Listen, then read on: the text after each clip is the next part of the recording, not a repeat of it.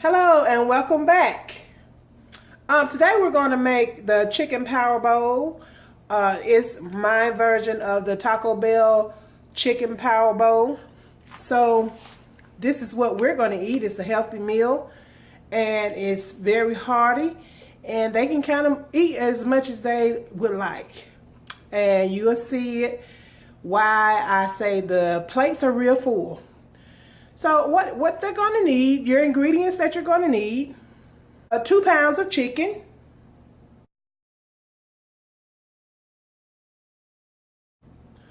taco seasoning,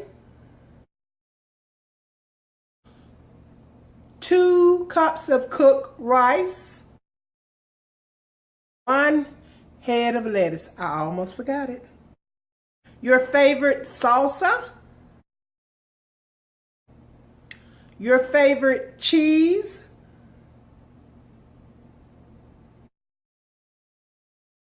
one diced tomato, 1 can of corn, and 1 can of black beans,